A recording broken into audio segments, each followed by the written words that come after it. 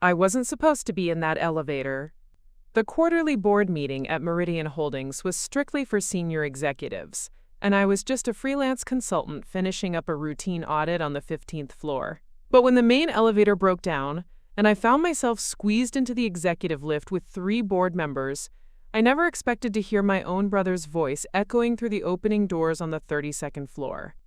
Before we jump back in, tell us where you're tuning in from, and if this story touches you, make sure you're subscribed, because tomorrow, I've saved something extra special for you.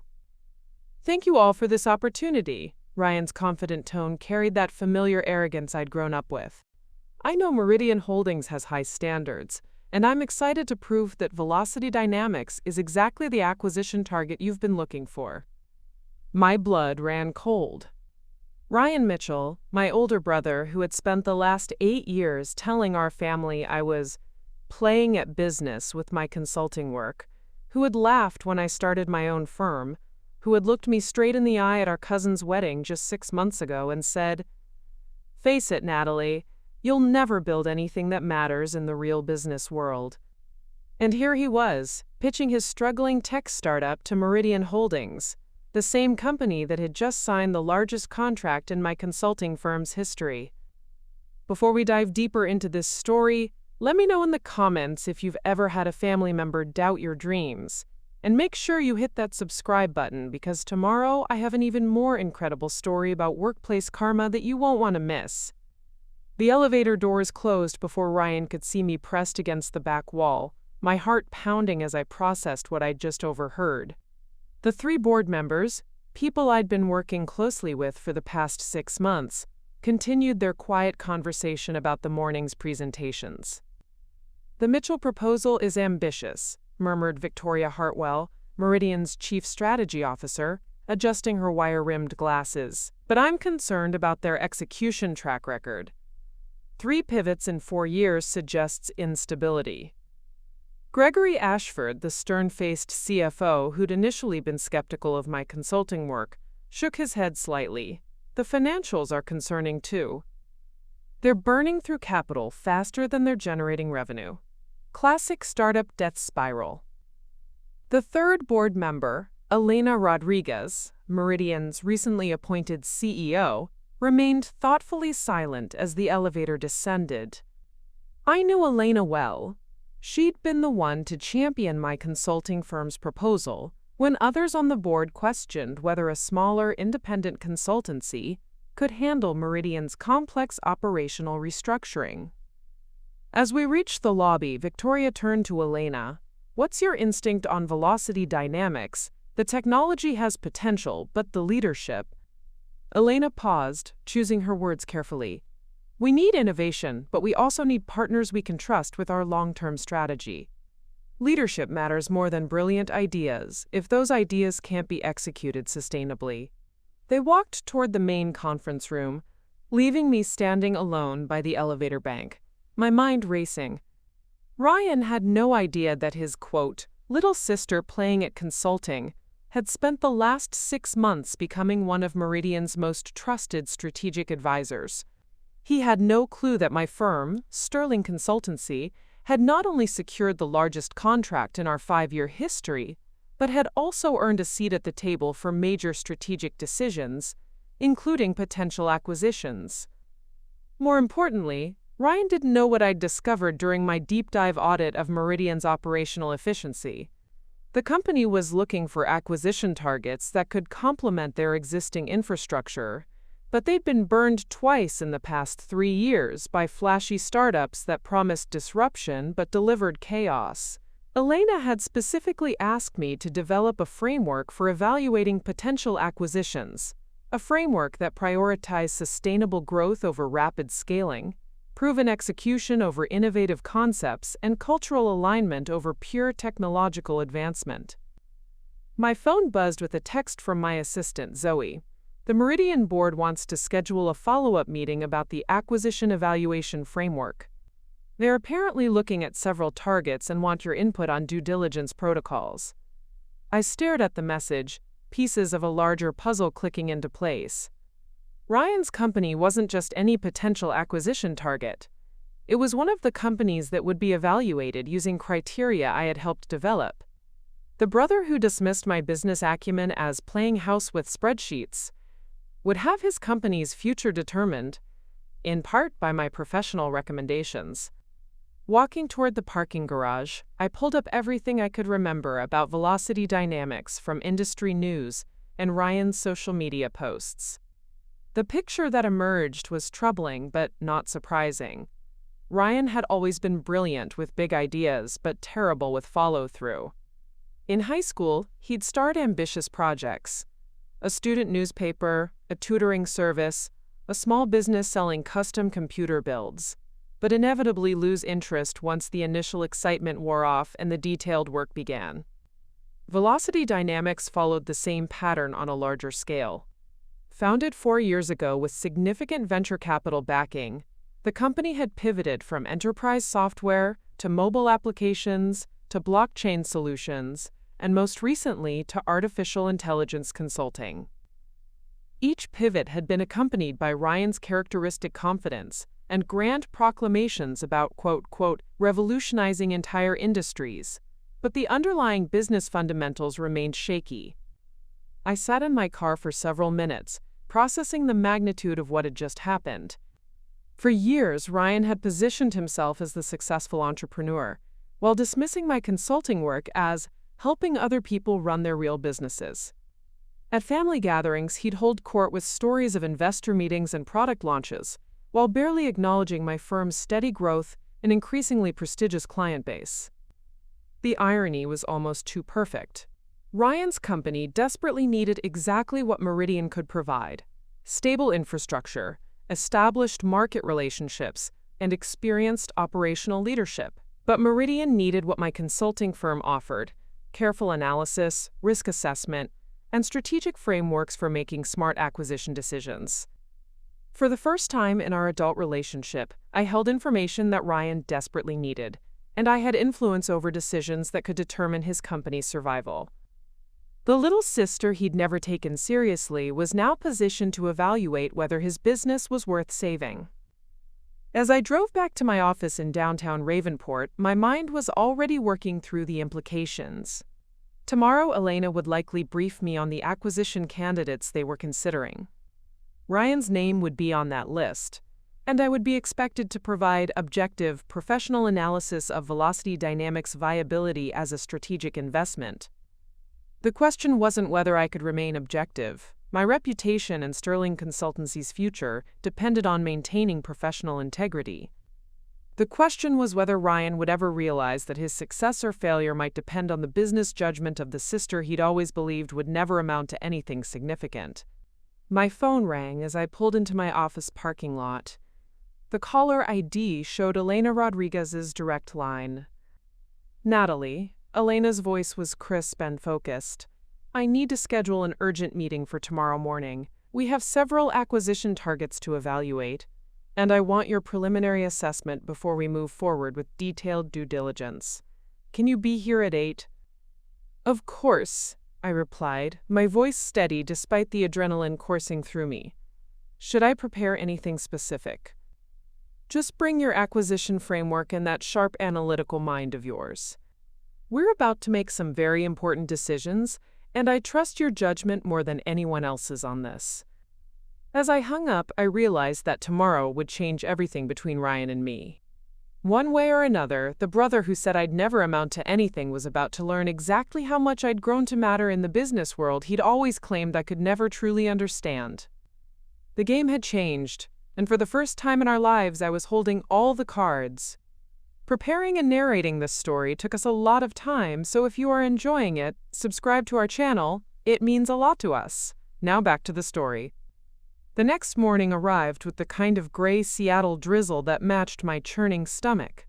I stood outside the glass towers of Meridian Holdings at 7:45 a.m., clutching my leather portfolio and trying to process the surreal situation I was walking into. In 15 minutes, I would sit across from Elena Rodriguez and her executive team to evaluate acquisition targets, including my own brother's failing company. The security guard, Thomas, greeted me with his usual warm smile. "Morning, Ms. Mitchell. Big meeting today?" You could say that, I replied, forcing a professional composure I didn't entirely feel. Thomas had seen me coming and going for months now, always professional, always prepared. He had no idea that today I felt like I was walking into a family therapy session disguised as a board meeting. The elevator ride to the 32nd floor felt both endless and too short. When the doors opened, I was greeted by Elena's assistant, Patricia, who gestured toward the main conference room. "They're all waiting for you, Natalie." Elena seems particularly focused this morning. She's been here since 6 reviewing files. As I walked down the familiar hallway, my heels clicking against the polished marble floor, I caught a glimpse through the conference room's glass walls. Elena sat at the head of the long mahogany table, Victoria Hartwell to her right with a stack of folders, and Gregory Ashford already frowning at a financial spreadsheet on his tablet. 3 other senior executives I recognized from previous meetings were scattered around the table, all looking serious and caffeinated. But it was the presentation setup that made my breath catch. A large monitor displayed a slide titled Q3 Acquisition Targets, Strategic Evaluation, and I could see the corner of a familiar logo, Velocity Dynamics' distinctive blue and silver V, peeking from behind Elena's laptop screen. "Natalie, perfect timing," Elena called as I entered the room. "We have 5 potential targets to discuss, but I want to start with the most intriguing one." She clicked her remote, and Ryan's company logo filled the screen, followed by a slide showing their team photo.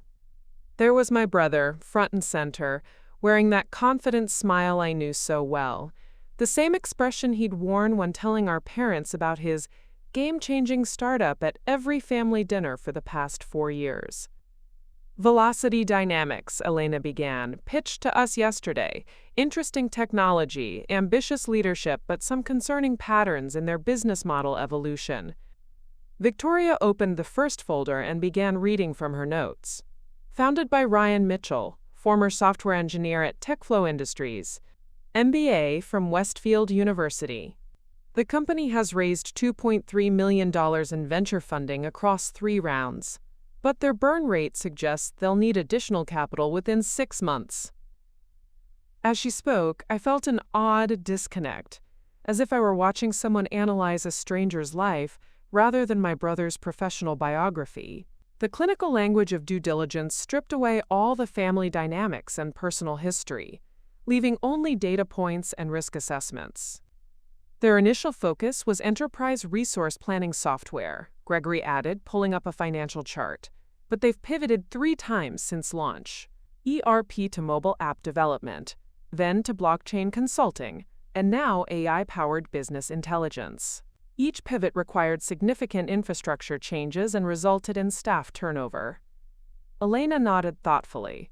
Classic signs of a leadership team that's chasing trends rather than solving real problems. "What's your initial assessment, Natalie? Does this fit the acquisition framework we developed?" The question hung in the air, and I realized that everyone was looking at me expectantly. These people trusted my judgment, valued my analytical skills, and had no idea that the company they were discussing was run by the same person who had spent Thanksgiving dinner last year explaining to our entire extended family why my consulting business was just helping other people do the real work. I cleared my throat, accessing the professional persona that had served me well in countless high-stakes meetings. Based on the framework criteria, there are several red flags. The multiple pivots suggest unclear market positioning and potentially weak competitive analysis. The venture capital structure indicates they're likely operating under pressure to show rapid growth, which often leads to unsustainable scaling decisions. As I spoke, I could see Elena nodding approvingly, and Victoria was already making notes in her folder. Gregory looked satisfied, as if I was confirming his own skeptical assessment. "However," I continued, maintaining professional objectivity despite the personal stakes, "the core technology appears sound, and the team has legitimate expertise. The question is whether the leadership has the strategic discipline to execute sustainable growth within our operational framework." Elena leaned forward, clearly interested. "That's exactly the kind of nuanced analysis we need. What would you recommend for next steps? This was the moment where my professional integrity would be tested against my complicated family history. I could feel the weight of the decision, not just for Meridian Holdings, but for Ryan's future, for our relationship, and for my own reputation as a consultant who provided objective, reliable advice. I recommend a comprehensive operational audit, I said carefully. Not just financial due diligence, but a deep dive into their decision-making processes, leadership communication patterns, and cultural alignment with Meridian's strategic objectives. We need to understand whether the pivoting pattern reflects market responsiveness or strategic inconsistency. Victoria raised an eyebrow. That's more thorough than our usual preliminary evaluation. Are you seeing something specific that concerns you? The irony was almost overwhelming. What concerned me wasn't anything I could see in the data. It was everything I knew about Ryan from 28 years of being his sister. His tendency to get bored with detailed work, his pattern of starting strong and losing focus, his habit of blaming external factors when projects didn't succeed as quickly as he'd hoped. But I couldn't say any of that without revealing my personal connection and potentially compromising my professional standing. I'm seeing patterns that deserve closer examination, I replied diplomatically. The leadership team's track record suggests high capability but inconsistent execution. That combination can either be channeled into genuine innovation or it can create expensive instability. The operational audit would help us determine which scenario we're looking at. Elena nodded decisively. Agreed. Can you design the audit protocol and oversee the evaluation personally? This feels like exactly the kind of strategic decision that requires your particular expertise. My stomach dropped. Elena was asking me to personally conduct an intensive operational audit of my own brother's company, to examine his leadership style, interview his team about his decision-making patterns, and ultimately provide a recommendation that could determine whether Velocity Dynamics survived or collapsed. Of course, I heard myself saying, my voice steady and professional. I'll have a preliminary audit framework ready by tomorrow, and we can begin the evaluation process immediately. As the meeting continued and moved on to other acquisition targets, I found myself only half listening. The magnitude of what had just happened was slowly sinking in. In the span of 24 hours, I had gone from being Ryan's dismissed little sister to being the person whose professional judgment would likely determine his company's fate. The brother who said I'd never amount to anything in the business world had just unknowingly placed his entire professional future in my hands, and he still had no idea that the consultant Elena trusted most was the same sister he'd been patronizing for years. As the meeting concluded and people began gathering their materials, Elena approached me directly. Natalie, I want you to know how much I value your perspective on these acquisitions. Your ability to see both the technical potential and the human factors is exactly what we need for decisions this important. I nodded, accepting the compliment while internally marveling at the situation. I'll make sure the Velocity Dynamics evaluation is thorough and objective. Elena smiled. I never doubt your objectivity. It's one of your greatest professional strengths. Walking back to the elevator, I reflected on the twisted irony of that statement. Elena praised my objectivity, but she had no idea I was about to conduct the most personally challenging professional assignment of my career. The brother who never believed I could succeed in the real business world was about to discover just how real my business judgment had become, and how much his future now depended on the sister he'd never taken seriously. Back in my downtown Ravenport office, I sat staring at the blank operational audit template on my computer screen, unable to focus on the professional task at hand. Instead, my mind kept drifting back to how Ryan and I had ended up on such different paths, despite starting from the same place. We hadn't always been adversaries.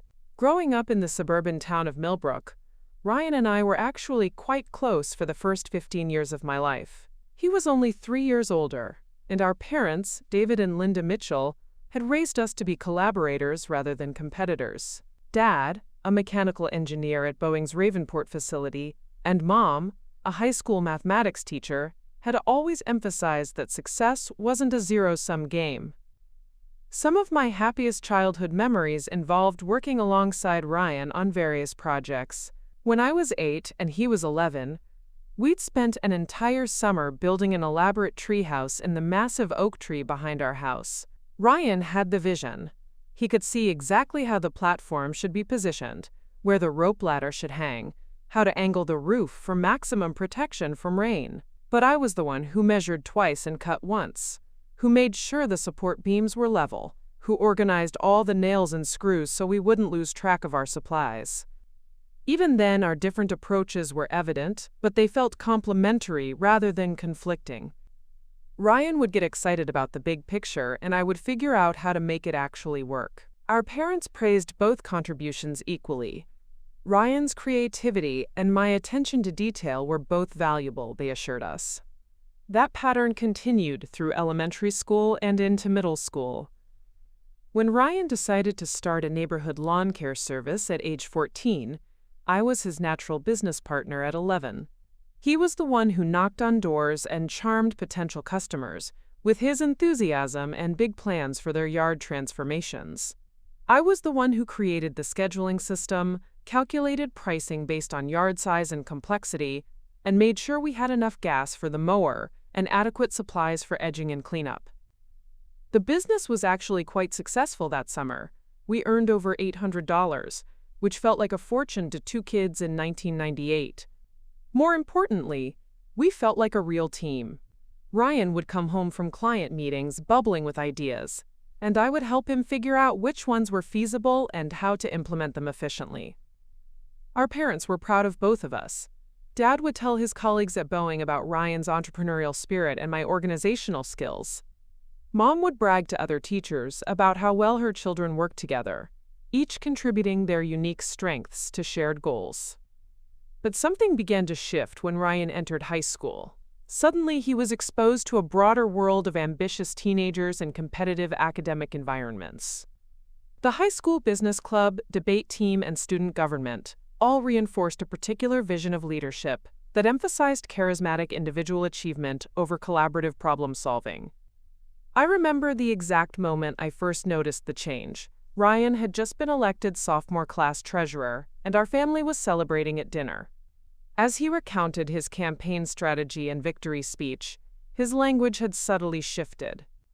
Instead of talking about we and our ideas, he was now describing, quote, my vision and my leadership approach. When I mentioned that his campaign poster design had been really effective, he brushed off the compliment with a casual, "Oh, that was just basic marketing stuff." The real challenge was articulating a compelling message that would resonate with voters. I had actually spent hours helping him brainstorm that, quote, compelling message, researching what other successful student government candidates had promised, and organizing his talking points into a logical sequence. But suddenly, those contributions were reduced to quote, quote, quote, quote, quote, quote, quote, quote, quote, quote, quote, quote, quote. Presentation became quote, quote, quote, quote, quote. The real challenge. The shift accelerated during Ryan's junior and senior years. He joined the varsity debate team, where individual performance and intellectual dominance were explicitly rewarded. He started taking advanced placement courses, where class discussions often became competitive showcases rather than collaborative learning experiences. Most significantly, he began spending time with a group of high-achieving students who seemed to view every conversation as an opportunity to demonstrate their superiority over others. Meanwhile, I was navigating my own freshman and sophomore years with a very different personality and set of interests. While Ryan thrived in competitive, high-visibility environments, I was drawn to behind-the-scenes work that required patience and systematic thinking. I excelled in mathematics and science courses, joined the academic decathlon team, and volunteered as a tutor for struggling students. But increasingly, our parents and extended family began to interpret our different approaches through a hierarchy of value rather than as complementary strengths. Ryan's debate trophies and student government positions were visible, prestigious achievements that were easy to brag about at family gatherings. My academic decathlon medals and successful tutoring relationships were less obviously impressive to adults who equated leadership with public speaking and social prominence. The summer before Ryan left for college was when our dynamic definitively changed. He had decided to start another business, this time a computer repair service targeting local small businesses. It was 2001, and many small companies were struggling with technology issues but couldn't afford professional IT support. Initially, Ryan approached me to be his business partner, just like we'd done with the lawn care service. But this time, his proposal was different. Instead of equal partnership, he offered me a part-time position handling, scheduling, and customer service, while he focused on, quote, client relations and technical problem solving. I was 15 and genuinely excited about the opportunity to learn about business operations and computer technology. I agreed to his terms without question, trusting that our collaboration would be as rewarding as our previous ventures. For the first month, everything went smoothly. I created intake systems for new clients, developed a tracking spreadsheet for ongoing projects, and handled all the appointment scheduling and follow-up communications. Ryan focused on the technical work and building relationships with business owners who could refer additional clients. But as the business grew, I noticed that Ryan's descriptions of our work began to shift in subtle but significant ways. When talking to clients or potential customers, he would describe himself as the founder and owner of Mitchell Tech Solutions, while referring to me as his assistant or support staff. When our parents asked about the business at dinner, Ryan would talk about his clients and his problem-solving approach, mentioning my contributions only when directly asked. The breaking point came in late July. We had been working with a local accounting firm that was having persistent network issues. I had spent hours researching their specific software configuration and had identified a compatibility problem between their new printer drivers and their database system. When I explained the issue to Ryan, he initially seemed impressed by my detective work. But when we met with the client to explain the solution, Ryan presented my research as his own discovery. Not only did he take credit for identifying the problem, but he also described the systematic troubleshooting process I had developed as evidence of his methodical approach to complex technical challenges. After the meeting, I confronted Ryan in our car. "Why didn't you mention that I was the one who figured out the printer driver issue?" He looked genuinely confused by my question. "Because you're my assistant, Nat. When the business solves a problem, that's my accomplishment as the owner. That's how business works." "But I'm not just your assistant," I protested. "I'm your partner. We started this together, just like the lawn care business." Ryan's expression shifted to something I had never seen before, a mixture of condescension and impatience. The lawn care thing was different. We were just kids playing around. This is a real business, and real businesses have hierarchies. I'm the one taking the financial risk and making the strategic decisions. You're providing support services. That conversation marked the end of our equal partnership, both in business and in our broader relationship. Over the remaining weeks of summer, Ryan became increasingly dismissive of my contributions while taking sole credit for the company's success. When he left for Westfield University that fall, he sold the business to a local computer repair shop, keeping all the proceeds for himself, despite my months of unpaid work. Our parents, focused on Ryan's transition to college and proud of his entrepreneurial success, never questioned the arrangement. When I tried to explain how hurt I felt by Ryan's behavior, Mom suggested that I was probably just sad about Ryan leaving for college and shouldn't, quote, make business disagreements personal. Dad was more direct. "Nat, Ryan showed real leadership this summer. Starting a business takes vision and courage. You should be proud that you were able to help him succeed." The message was clear. Ryan's approach, confident, visible, individually focused, was valued as real leadership. My approach, collaborative, systematic, detail-oriented, was relegated to support that should feel grateful for the opportunity to contribute to someone else's vision. That fall, as I began my junior year of high school, I made a quiet but determined decision. I would prove that my approach could generate its own success, independent of Ryan's charismatic leadership style. I started tutoring other students not just as volunteer work but as a small business. I charged reasonable rates, kept meticulous records, and gradually built a reputation for helping struggling students achieve dramatic grade improvements. By graduation, my tutoring business was generating enough income to pay for my college applications and contribute to my own education expenses. More importantly, I had developed confidence in my ability to create value through systematic thinking and collaborative problem solving. But Ryan never acknowledged this success. When he came home for college breaks, he would talk about his business courses, his internship opportunities, and his plans for starting a real company after graduation.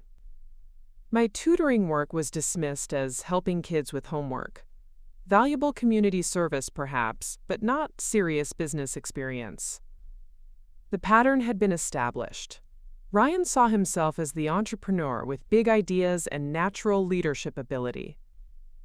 I was cast as the detail-oriented support person who could be helpful but would never drive significant business outcomes on my own. Neither of us realized that this dynamic would define our relationship for the next decade, or that it would eventually lead to the impossible situation I now faced, being asked to evaluate the business judgment of the brother who had never believed I possessed any. The pattern that began in high school only intensified after Ryan graduated from Westfield University with his MBA. Armed with business school credentials and internship experience at a prestigious Seattle consulting firm, he returned to family gatherings with an even more pronounced sense of intellectual superiority, especially when it came to dismissing my career choices and professional development. I remember the Thanksgiving dinner in 2006 when I announced that I had been accepted into the graduate business program at Pacific Northwest University while working full-time as a financial analyst at Cascade Industries. I was proud of this achievement, balancing a demanding job with evening classes while maintaining a 3.8 GPA required discipline and time management skills I had been developing since high school. But Ryan's reaction was swift and deflating. "Night school, huh?" he said, cutting into his turkey with theatrical precision. "That's nice, Nat. Different people have different paths, I guess. Some of us do the full-time, intensive MBA experience, and others fit business education around their other priorities." The implication was clear to everyone at the table, though our parents seemed oblivious to the subtle condescension. Ryan's full-time MBA at a prestigious private university was presented as the serious, committed approach to business education. My part-time program, despite being at an equally respected institution, was characterized as a lesser alternative chosen by people who weren't fully dedicated to professional growth. "I'm actually really impressed by Natalie's time management," our cousin Jessica interjected, trying to defend me. "Working full-time and going to graduate school simultaneously sounds incredibly challenging." Ryan nodded with exaggerated thoughtfulness. "Oh, absolutely. It takes real organization skills. But there's something to be said for the immersive experience of full-time study. The case study discussions, the networking opportunities, the chance to really focus on developing strategic thinking without the distractions of day-to-day operational work." Again, the dismissal was wrapped in apparent praise. My organization skills were acknowledged, but they were positioned as merely functional capabilities, while Ryan's experience was described as developing strategic thinking, the higher-order cognitive work that really mattered in business leadership. This pattern continued relentlessly over the following years. When I graduated with my MBA and was promoted to senior financial analyst, Ryan congratulated me on becoming really good at the numbers side of business. When I transitioned to management consulting and landed my first major client engagement, he praised my attention to detail and client service skills.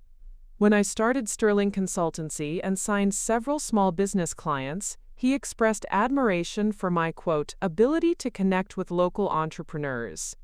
Each compliment was carefully constructed to acknowledge my achievements, while simultaneously diminishing their significance. I was always described as competent in tactical, operational, or interpersonal areas, while Ryan positioned himself as the strategic visionary who dealt with big-picture challenges and industry-level thinking. The most infuriating aspect of this dynamic was how subtle and seemingly supportive it appeared to outside observers. Ryan never directly criticized my work or openly questioned my capabilities. Instead, he consistently framed my successes as evidence of qualities that were valuable but fundamentally different from, and inferior to, the kind of high-level business leadership he represented. This became especially apparent during family celebrations and social gatherings. When relatives or family friends asked about our respective careers, Ryan would dominate these conversations with detailed stories about his latest project, his insights into market trends, or his strategic recommendations for industry transformation. When attention occasionally turned to my work, Ryan would listen politely and then offer observations that positioned him as the expert evaluating my more limited scope of experience. "Natalie's really found her niche working with smaller companies," he would say with apparent warmth. "It's fascinating how different the challenges are when you're dealing with local market dynamics versus the kind of enterprise-level strategy work I do. She's developed some really effective approaches for that scale of business problem." To most listeners, this sounded like generous recognition of my expertise, but the underlying message was unmistakable. Ryan worked at the enterprise level with industry transformation, while I had found my niche with smaller companies and local market dynamics. The hierarchy was clear, even when wrapped in supportive language. This pattern extended beyond family gatherings into our professional networks as well. Ryan and I moved in overlapping business circles in the Seattle area, and he had a remarkable ability to position himself as the senior expert whenever our paths crossed at industry events or networking functions. I particularly remember a Pacific Northwest Business Association mixer in 2010, where I was introduced to several potential clients who were impressed by Sterling Consultancy's recent success with operational efficiency projects. As I was explaining our methodology to a group of interested business owners, Ryan appeared and smoothly inserted himself into the conversation. "Natalie's absolutely right about the importance of operational analysis," he said, placing a fraternal hand on my shoulder. "That kind of detailed process improvement work is crucial for companies that are ready to scale up to the next level. I've been working on the strategic side of similar challenges, helping enterprise clients think through the market positioning and competitive differentiation questions that drive long-term growth." Within minutes, the conversation had shifted from my operational expertise to Ryan's strategic insights. The business owners who had initially been interested in Sterling Consultancy's services were now asking Ryan about his approach to market positioning and, quote, competitive differentiation. By the end of the evening, 2 of them had requested his business card while politely thanking me for the, quote, helpful operational perspective. This incident was particularly devastating because it demonstrated how Ryan could undermine my professional credibility even when I was clearly succeeding in my own right. He didn't need to directly criticize my work or question my competence. Instead, he simply positioned his approach as more sophisticated, more strategic, and more relevant to serious business leaders. The psychological impact of this pattern was cumulative and profound. Over time, I began to internalize Ryan's characterizations of my work, even as I achieved increasing success with Sterling Consultancy. When potential clients praised my analytical rigor or strategic recommendations, part of me wondered whether they were just being polite about what Ryan would consider tactical work.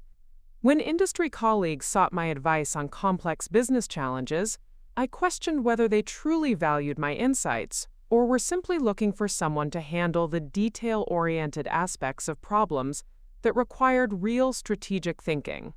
This self-doubt was particularly damaging because it was so difficult to address directly.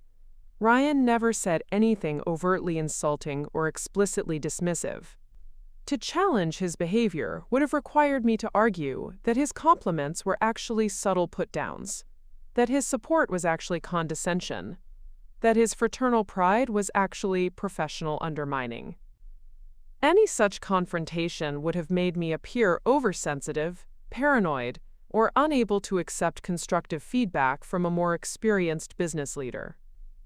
Meanwhile, Ryan's own career trajectory seemed to validate his superior attitude. After his MBA, he had worked for 3 years at Pinnacle Strategy Group, one of Seattle's most prestigious consulting firms, before leaving to start his first company, Innovate Tech Solutions. Although that venture ultimately failed after 18 months, Ryan spun the experience as valuable entrepreneurial learning that had prepared him for his next, more sophisticated business venture. When Innovate Tech closed, Ryan explained to our family that the company had been ahead of its time with innovative solutions that the market wasn't ready to embrace.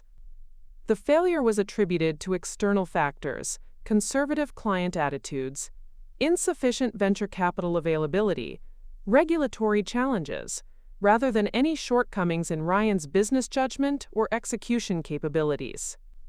This narrative allowed Ryan to maintain his position as the visionary entrepreneur whose strategic insights transcended ordinary business considerations. The fact that his company had failed while my consulting firm continued growing steadily was never acknowledged as evidence that my approach might have genuine advantages over his more ambitious but less sustainable methodology. Instead, Ryan launched Velocity Dynamics with even greater confidence in his superior business acumen. The new company would avoid the mistakes that had limited Innovate Tech's success, applying the strategic lessons he had learned to create a more robust and scalable enterprise solution. Throughout this period, Ryan continued to treat my consulting work as a useful but limited contribution to the broader business ecosystem. At family gatherings, he would express pride in my steady progress and reliable client relationships, while positioning these achievements as fundamentally different from the breakthrough innovation and market disruption that characterized real entrepreneurial success. The most painful aspect of this dynamic was how it isolated me from potential support within our family system. Our parents, proud of both their children's professional achievements, interpreted Ryan's comments as evidence of healthy sibling support, rather than recognizing the subtle competitiveness and condescension that made each interaction feel like a professional evaluation, where I consistently received grades of competent but not exceptional. As I sat in my office preparing to conduct an operational audit of Ryan's struggling company, I realized that every dismissive comment, every subtle put-down, and every carefully constructed compliment had been preparing me for this moment. The brother who had spent 15 years positioning himself as my professional superior was about to discover that the, detail-oriented, tactical, local market-focused work he had consistently diminished was exactly the kind of rigorous business analysis that would determine his company's survival. The final breaking point came at our cousin Derek's wedding reception in August, just 6 months before I would find myself in that fateful elevator at Meridian Holdings. It was one of those perfect Pacific Northwest summer evenings, with the ceremony held at a vineyard overlooking Puget Sound, and the entire extended Mitchell family gathered for what should have been a joyful celebration. I had arrived at the reception feeling genuinely proud of Sterling Consultancy's recent achievements. We had just completed a major operational restructuring project for North Shore Manufacturing, a mid-sized company that had been struggling with efficiency issues for years. The project had required 8 months of detailed analysis, process redesign, and change management, but the results were remarkable. A 35% improvement in production efficiency and cost savings that would total over $2.3 million annually. More significantly, the success of the North Shore project had led to 3 additional referrals from companies in similar industries, positioning Sterling Consultancy to potentially double our revenue over the next 18 months. For the first time since starting my firm, I felt genuinely confident that I had built something substantial and sustainable, something that proved my approach to business had real value beyond Ryan's dismissive characterizations. I was sharing this news with our Aunt Rebecca, who had always been supportive of my career, when Ryan appeared beside us with his characteristic timing. He had just finished giving an impromptu toast to the bride and groom that had the entire reception laughing and applauding, and he was still glowing with the satisfaction of having commanded the room's attention so effortlessly. "What are you two talking about so seriously?" he asked, sliding an arm around my shoulders in a gesture that appeared affectionate but felt possessive. "Natalie was just telling me about her latest business success," Aunt Rebecca replied warmly. "It sounds like Sterling Consultancy is really taking off." Ryan's expression shifted to that familiar look of interested evaluation, as if he were a teacher preparing to assess a student's presentation. "Oh, the manufacturing efficiency project? Yeah, Nat mentioned that earlier. It's great work, really solid operational analysis." Those kinds of process improvement engagements are exactly what smaller companies need when they're trying to compete with more sophisticated operations. There it was again, the subtle redefinition of my achievement. A project that had generated millions in savings for my client was characterized as solid operational analysis for smaller companies, trying to, quote, compete with more sophisticated operations. The implication was clear. My work was competent but limited to helping lesser businesses catch up to the standards that truly sophisticated companies already maintained. But this time, something was different. Maybe it was the wine, or the beautiful setting, or simply the accumulation of 15 years of similar comments. But I found myself unwilling to let Ryan's characterization stand unchallenged. "Actually," I said, keeping my voice level but firm, "North Shore Manufacturing employs over 400 people and generates about $150 million in annual revenue. The operational challenges we solved weren't about helping them, quote, compete with sophisticated operations. They were about optimizing complex manufacturing processes that most consultants wouldn't have the technical expertise to understand, let alone redesign." Ryan's eyebrows rose slightly, and I could see him recalibrating his response. He wasn't accustomed to me pushing back on his characterizations of my work. "Of course," he said smoothly. "I didn't mean to minimize the complexity of the project. Process optimization definitely requires specialized knowledge. I guess I was thinking more about the strategic implications. Like, how does operational efficiency connect to broader competitive positioning and market differentiation? That's the piece I've been working on with my clients at Velocity Dynamics." And there it was, the familiar pivot to position his work as operating at a higher strategic level while acknowledging mine as specialized but ultimately tactical. But this time, instead of feeling diminished, I felt something else entirely: clarity about what was actually happening in these conversations.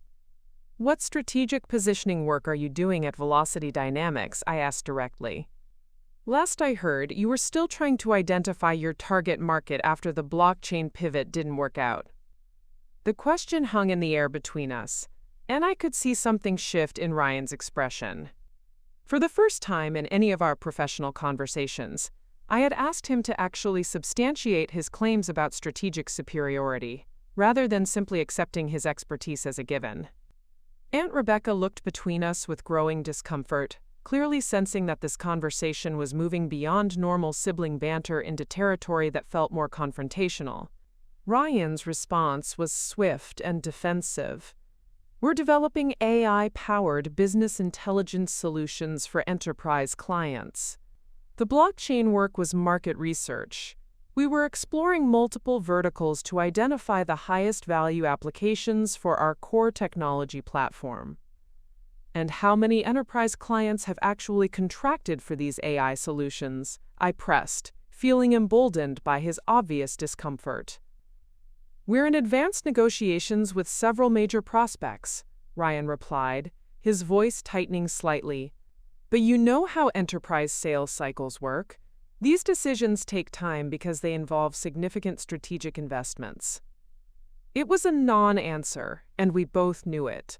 Several major prospects meant no confirmed contracts, and advanced negotiations could mean anything from serious discussions to preliminary inquiries that might never materialize into actual business. But Ryan wasn't finished. As if sensing that his professional credibility was being questioned in front of family, he launched into what would become the most devastating comment he had ever made about my career. "Look, Nat," he said, his tone shifting to something that sounded almost paternal. "I'm genuinely proud of what you've built with Sterling Consultancy.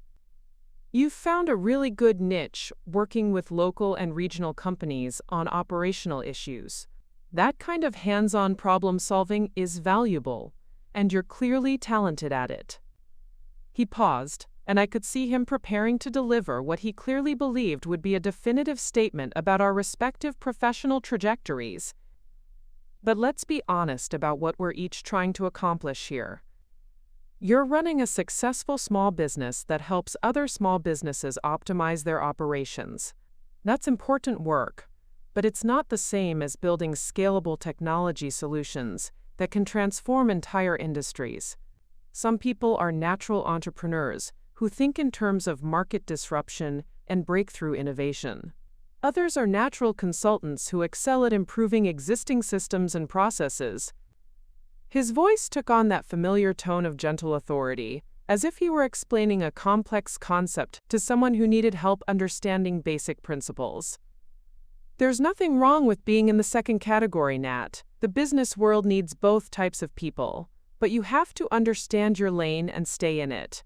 You're never going to be the person who creates the next revolutionary platform or disrupts established markets. That's just not who you are, and there's no shame in that." The words hit me like a physical blow. Ryan wasn't just dismissing my current achievements. He was definitively categorizing my entire professional potential as fundamentally limited to improving existing systems, while positioning himself in the elite category of people capable of breakthrough innovation and market disruption.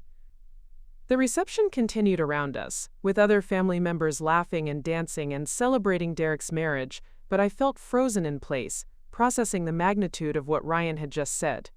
He had essentially declared that my success would always be bounded by the limitations of my nature, while his setbacks were simply temporary obstacles on the path to inevitable breakthrough achievement. Aunt Rebecca made some excuse about needing to check on something and quickly moved away from our conversation, clearly uncomfortable with the tension that had developed between us. But Ryan seemed energized by having finally articulated what I suspected he had always believed about our relative professional capabilities. "I hope you don't take that the wrong way," he added, his tone shifting back to apparent warmth and concern. "I really do respect what you've accomplished. I just think it's important for people to understand their strengths and focus on areas where they can genuinely excel, rather than trying to compete in spaces where they're not naturally suited." That was the moment when something fundamental broke inside me, not my confidence, that had been gradually eroded over years of subtle undermining, not my ambition, that had been carefully redirected toward appropriate targets through Ryan's consistent messaging about my natural limitations. What broke was my willingness to accept Ryan's assessment of my professional potential as somehow more valid than my own experience and achievements. What broke was my need for his approval or validation of my career choices. What broke was my assumption that his success made him a qualified judge of my capabilities. Standing there in the golden light of that perfect summer evening, surrounded by family celebrating love and commitment and shared futures, I made a quiet but irreversible decision. I would no longer treat Ryan's opinions about my professional trajectory as expert evaluation rather than competitive positioning. I would no longer accept his characterizations of my work as objective assessment rather than strategic diminishment. Most importantly, I would no longer limit my ambitions to fit within the boundaries that Ryan had established for what I was capable of achieving. The brother who said I would never amount to anything significant in the business world had just delivered his most definitive verdict on my professional limitations. But instead of accepting that judgment, I felt something new emerging, a cold, determined clarity about proving him wrong, not through argument or confrontation, but through results that would speak for themselves. I smiled at Ryan with what I hoped appeared to be gracious acceptance of his wisdom, thanked him for his perspective, and spent the rest of the evening planning how I would build something significant enough to make his assessment not just wrong but laughably irrelevant. 6 months later, that determination would lead me to submit the proposal that won Sterling Consultancy the largest contract in our history with Meridian Holdings. And 6 months after that, I would find myself in an elevator listening to that same brother pitch his failing company to executives who trusted my business judgment more than anyone else's. The Monday morning after Derek's wedding, I walked into my downtown Ravenport office with a new sense of purpose that my assistant Zoe immediately noticed. Sterling Consultancy occupied the 7th floor of the historic Cascade Building, with floor-to-ceiling windows overlooking Elliott Bay and enough space for our team of 12 full-time consultants plus support staff. "You look different," Zoe observed as I settled at my desk with coffee and the stack of client files that represented our current engagements. "Good different. Like you made some kind of decision over the weekend." She wasn't wrong. Ryan's wedding reception declaration had crystallized something that had been building for months. A recognition that I had been unconsciously limiting Sterling Consultancy's growth to fit within the boundaries he had established for what constituted appropriate success for someone of my capabilities. "I want you to research the largest consulting contracts awarded in the Pacific Northwest over the past 2 years, I told Zoe. "Government, private sector, nonprofits, everything. I want to understand what kind of projects we should be competing for that we haven't even been considering." Over the following weeks, a clear picture emerged. Sterling Consultancy had built an excellent reputation within a specific market segment: mid-sized companies needing operational efficiency improvements, process redesign, and organizational development support. Our clients were loyal, our results were consistently strong, and our revenue was growing at a steady 15 to 20% annually. But we were operating in what Ryan would accurately characterize as a niche. The truly transformative contracts, the ones that reshaped entire organizational cultures, influenced industry standards, and generated the kind of revenue that could fund significant expansion, were going to larger consulting firms with more prestigious client histories and more aggressive business development strategies. The research revealed something particularly interesting about Meridian Holdings. The company had worked with 3 different consulting firms over the past 5 years, spending over $12 million on various strategic initiatives, operational assessments, and technology implementations. But according to industry reports and former employees I discreetly contacted, none of these engagements had delivered the sustainable improvements that Meridian's leadership had been seeking. More intriguingly, the company had recently hired Elena Rodriguez as CEO, specifically to drive organizational transformation and operational excellence. Elena's background included successful turnarounds at 2 manufacturing companies where she had prioritized systematic process improvement over flashy technology solutions. Exactly the methodical approach that Sterling Consultancy had perfected with our smaller clients. I spent 3 weeks developing what I privately called Project Elevation, a comprehensive analysis of how Sterling Consultancy could position itself for larger, more complex engagements while maintaining the analytical rigor and client service excellence that had built our reputation. The strategy required significant changes to how we presented our capabilities and structured our service offerings. Instead of describing ourselves as specialists in operational efficiency for growing businesses, we would position Sterling Consultancy as experts in sustainable organizational transformation through systematic process innovation. Instead of highlighting our success with regional companies, we would emphasize our track record of delivering measurable results where other consulting approaches had failed. Most importantly, I began developing relationships with decision-makers at companies that fit our expanded target profile. This meant attending different industry events, joining different professional organizations, and cultivating connections with executives who had the authority to award seven-figure consulting contracts.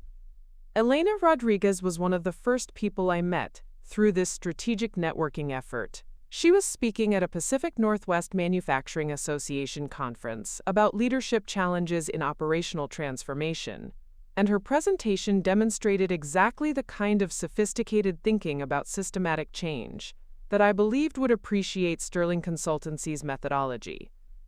After her presentation, I approached her during the networking reception with a carefully prepared observation about one of the case studies she had discussed. Instead of the typical consultant pitch about our services, I offered a specific technical insight about why her previous turnaround had succeeded where others had failed, an insight that demonstrated both analytical depth and practical understanding of implementation challenges.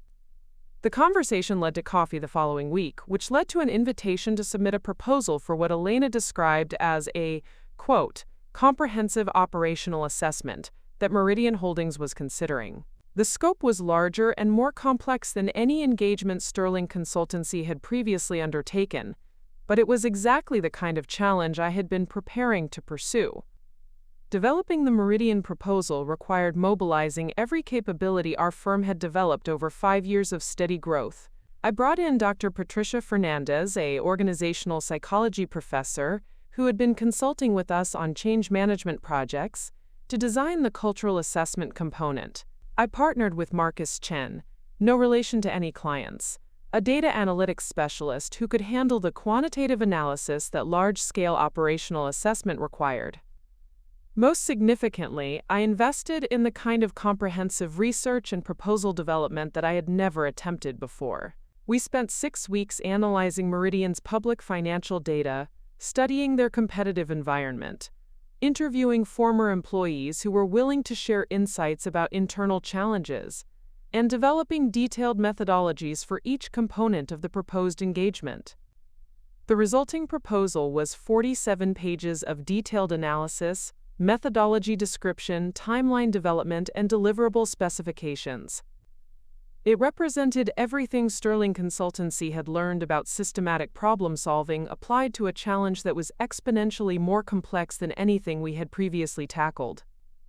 But more than technical capability, the proposal demonstrated something that Elena later told me had impressed her board of directors: genuine understanding of Meridian's specific situation rather than generic consulting solutions adapted to fit their circumstances. We had clearly invested significant time and analytical resources in understanding their challenges before proposing how to address them. When Elena called to inform me that Sterling Consultancy had been selected for the engagement, the contract value was $1.8 million over 18 months, more than double our firm's total revenue for the previous year. More importantly, successful completion of the Meridian project would position us to compete for similar engagements with other large organizations facing comparable challenges. The project began in January, 6 months after Derek's wedding reception and 9 months before I would find myself in that elevator overhearing Ryan's acquisition pitch. Working with Meridian's executive team gave me insights into how sophisticated organizations made strategic decisions, how they evaluated potential investments and partnerships, and how they assessed the credibility and competence of outside advisors. Elena, in particular, became both a mentor and an advocate within the broader Seattle business community. Her confidence in Sterling Consultancy's capabilities opened doors to networking opportunities and relationship-building possibilities that I had never previously accessed. Through her introductions, I began developing connections with other CEOs, board members, and senior executives who operated at the level of business decision-making that Ryan had always claimed was beyond my natural scope. Meanwhile, I was hearing occasional updates about velocity dynamics through mutual professional contacts and industry publications. The AI-powered business intelligence platform that Ryan had described so confidently at Derek's wedding was apparently encountering the same implementation challenges that had plagued his previous ventures. The company had burned through their Series A funding faster than projected, their beta client relationships had produced mixed results, and they were struggling to demonstrate the scalable market demand that their business model required. but I was too focused on Sterling Consultancy's transformation to pay close attention to Ryan's difficulties. We were hiring additional consultants, expanding our service offerings, and building the kind of systematic business development capabilities that could support sustained growth at our new scale of operation.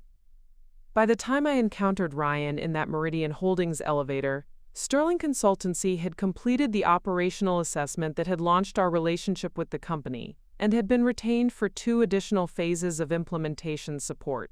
Our success with the Meridian engagement had led to contract opportunities with 3 other large organizations, positioning us for revenue growth that would exceed 200% over the previous year. More importantly, I had developed genuine expertise in exactly the kind of strategic organizational challenges that Ryan had always claimed required capabilities beyond my natural limitations.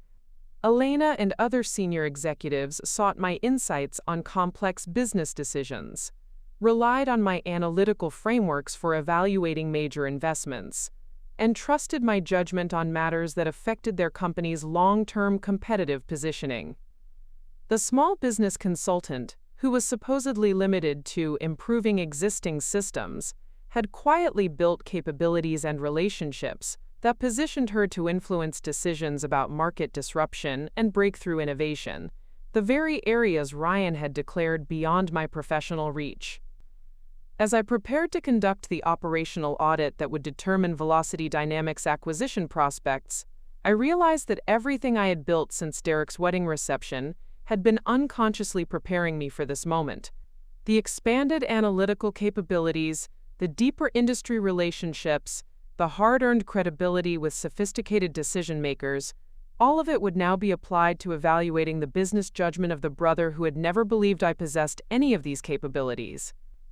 Ryan had spent years positioning himself as the strategic visionary, while characterizing my work as competent but limited tactical support. Now his company's survival would depend on an assessment conducted by the sister, whose professional potential he had so definitively dismissed just 10 months earlier. After Elena's phone call requesting the urgent acquisition evaluation meeting, I knew I needed to conduct thorough research on Velocity Dynamics before facing my brother's company in an official capacity. What I discovered over the next 18 hours of intensive investigation was both more damaging and more tragic than I had anticipated. My first call was to Jennifer Walsh, a former colleague from my early consulting days who now worked as a venture capital analyst at Ridgeline Partners. Jennifer had an encyclopedic knowledge of Seattle's startup ecosystem and access to financial databases that could provide insights into company performance beyond what was publicly available. Velocity Dynamics, Jennifer repeated when I mentioned the company name. Oh, Natalie, I was wondering when someone would ask me about that situation. It's complicated. She explained that Velocity Dynamics had initially attracted investor attention because Ryan's team included several talented engineers with impressive technical credentials.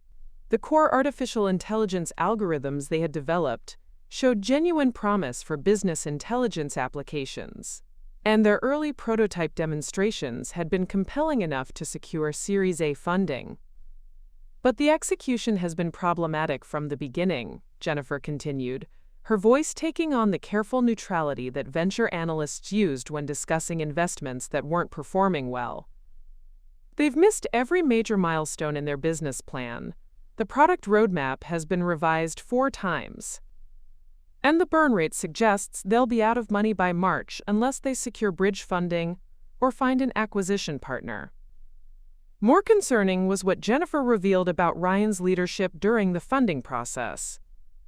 Multiple investors had expressed private concerns about his tendency to overpromise capabilities that weren't yet fully developed, and his resistance to feedback about market positioning and competitive strategy.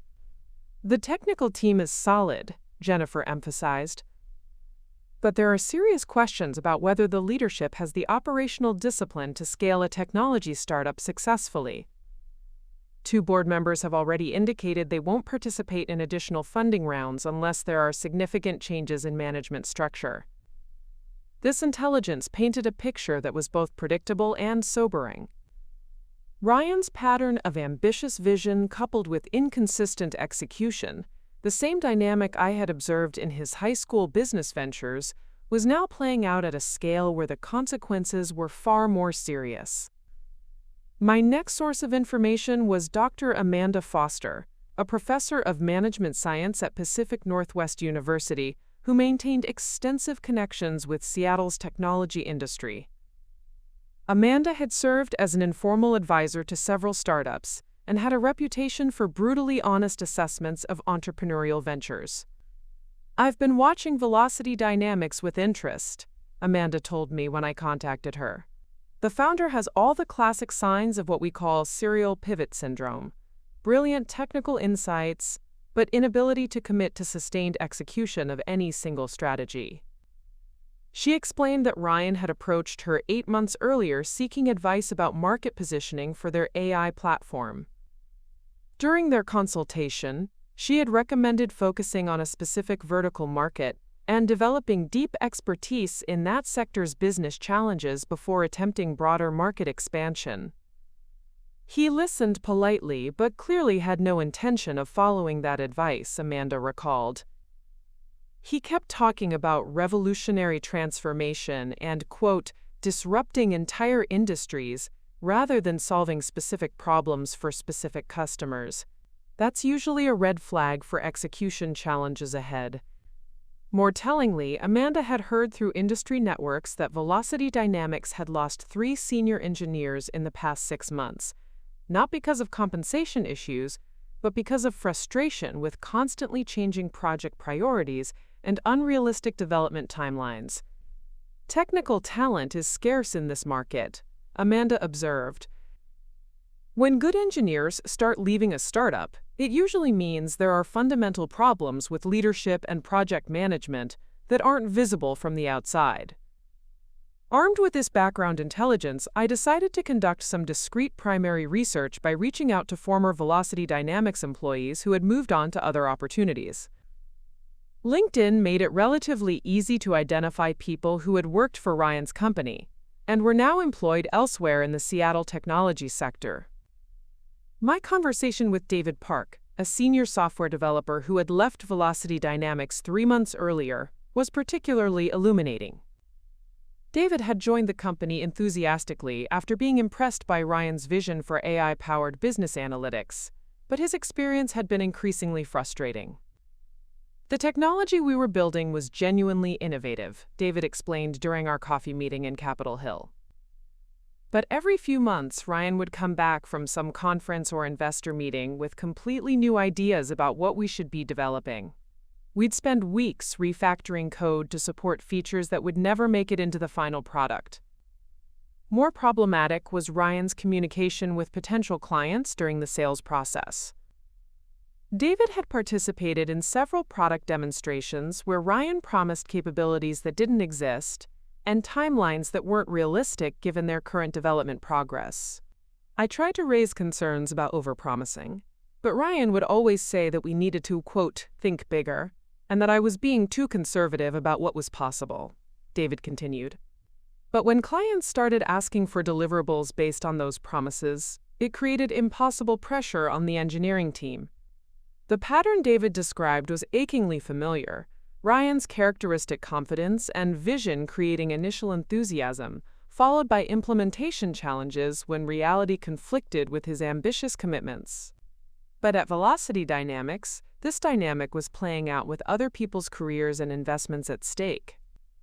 My final source of intelligence came from an unexpected direction. During a routine check-in call about our ongoing Meridian engagement, Elena mentioned that she had been contacted by several technology companies seeking acquisition opportunities. One of them was particularly interesting, she said casually. Velocity Dynamics. They have some compelling AI technology, but I'm not sure about the business fundamentals. Have you heard anything about that company in your consulting network? The question gave me an opening to probe Elena's initial impressions without revealing my personal connection to Ryan's company. Her assessment was consistent with everything else I had learned: impressive technology coupled with concerning execution patterns and unclear market positioning.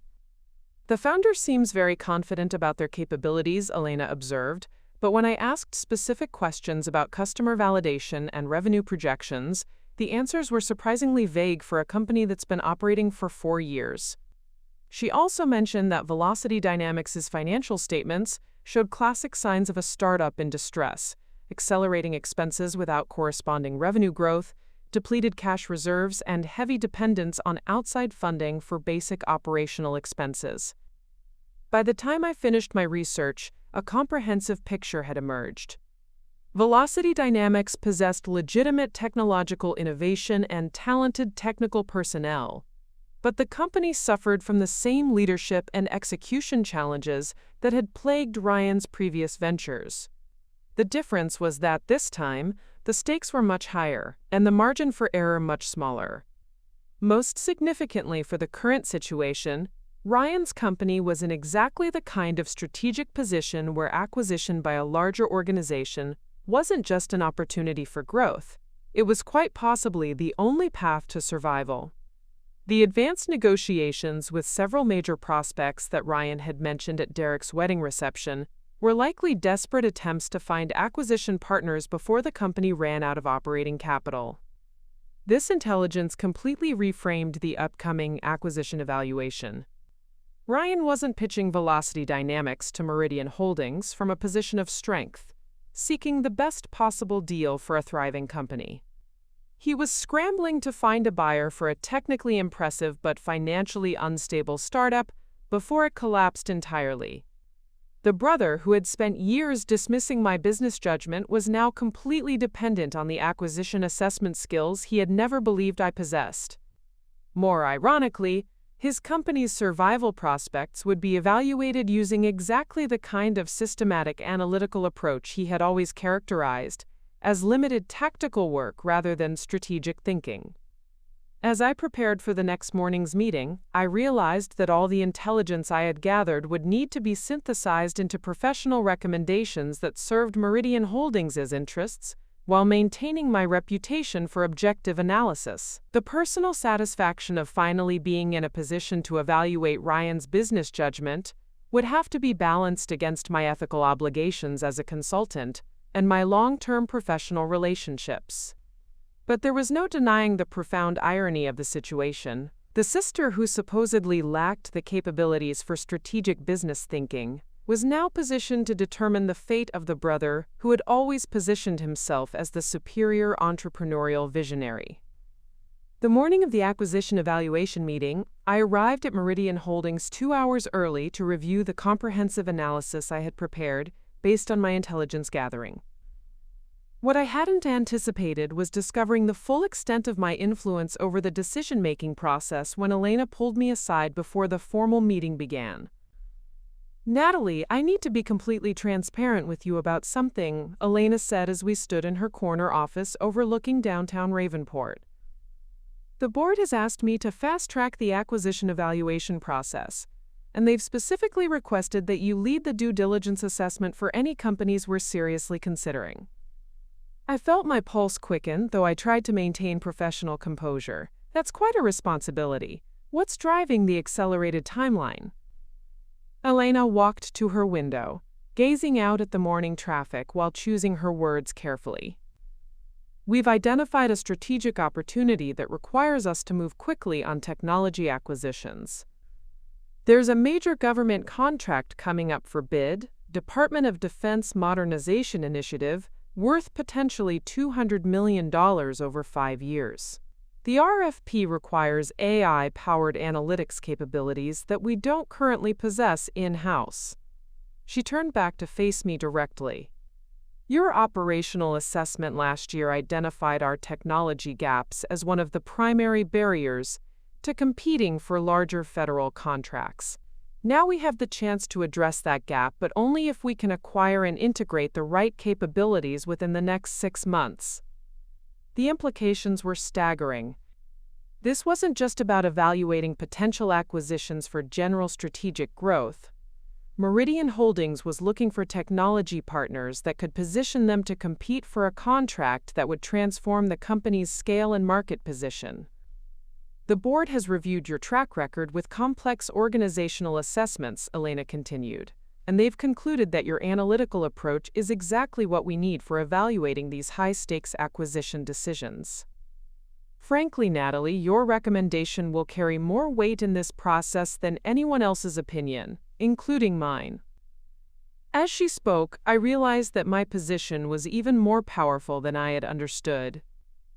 I wasn't just being asked to provide input on acquisition candidates. I was being given decisive authority over which companies Meridian Holdings would pursue as strategic partners. "How many acquisition targets are we evaluating?" I asked, though I suspected I already knew part of the answer. Elena returned to her desk and opened a confidential folder. "We've narrowed the field to 3 companies with relevant AI capabilities. 2 of them are established players with proven track records, but higher acquisition costs. The third is a newer company with impressive technology, but some concerns about operational stability." She handed me a summary sheet, and there it was, Velocity Dynamics listed as Acquisition Target C, with a preliminary valuation range of $12 minus $18 million, significantly lower than the other 2 options. "The board is particularly interested in your assessment of the third option," Elena continued. "The technology appears to be exactly what we need for the defense contract, and the acquisition cost would be substantially lower than the alternatives. But we need someone with your expertise to determine whether the operational challenges are manageable or whether they represent fundamental risks to successful integration." I studied the summary sheet, noting that Ryan's company was being evaluated not just as a general acquisition opportunity, but as a potential key component of Meridian's strategy for competing in the defense contracting market, a sector that could determine the company's growth trajectory for the next decade. "What's your timeline for making a decision?" I asked. "We need preliminary recommendations within 2 weeks," Elena replied. "Final due diligence and board approval within 30 days. The defense contract RFP is due in early February, so we have to move fast on any acquisition that we want to integrate in time to support our proposal." As Elena outlined the evaluation process, I began to understand the full scope of the authority I was being given. Not only would I conduct the operational assessment of Velocity Dynamics, but I would also be responsible for developing the integration plan that would determine how Ryan's company would function within Meridian's organizational structure. This meant I would be evaluating not just the technical capabilities and financial stability of his company, but also making recommendations about management structure, personnel retention, and operational oversight, decisions that would directly affect Ryan's role and authority in any post-acquisition arrangement. "There's one more thing you should know," Elena said, her tone shifting to something more confidential. "The board has authorized me to offer you a permanent position as Chief Strategy Officer if you're interested. Your work over the past year has convinced them that we need this kind of systematic analytical capability as a core internal function, not just as external consulting support." The offer was both flattering and strategically significant. As Meridian's Chief Strategy Officer, I would have ongoing authority over major acquisition decisions and strategic partnerships, a position that would establish me as one of the most influential business strategists in the Pacific Northwest technology sector. But more immediately relevant, accepting the position would mean that any acquisition of Velocity Dynamics would result in Ryan reporting, either directly or indirectly, to his little sister within Meridian's organizational hierarchy. "I'm definitely interested," I told Elena, "but let me complete the current evaluation process first. I want to maintain complete objectivity during the acquisition assessment, and taking a permanent position might create perceived conflicts of interest." Elena nodded approvingly. "That's exactly the kind of ethical thinking that makes you perfect for the role. Complete the acquisition evaluation as an independent consultant, and we'll finalize the CSO offer afterward." As our conversation concluded and we prepared to join the broader executive team for the formal meeting, I reflected on the extraordinary position I now occupied. In less than 18 months, I had gone from running a successful but limited regional consulting firm to being offered a senior executive role at one of the Pacific Northwest's most influential technology companies.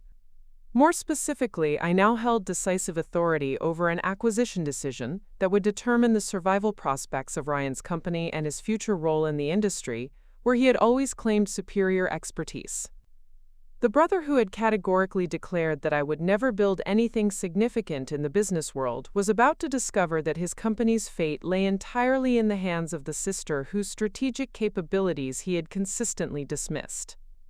But the most profound irony was yet to be revealed.